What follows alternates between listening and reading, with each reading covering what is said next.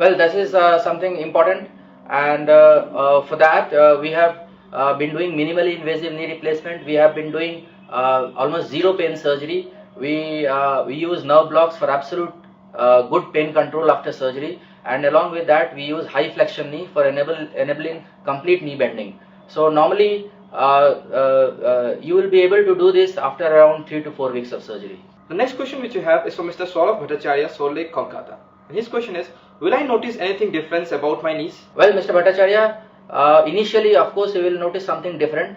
First thing is that you will notice that your knees have straightened. The initial bending of knees have been corrected. Now the knee has become straight. For the first few weeks you will notice as if the knee is slightly swollen, that is normal, and there will be a small cutting scar.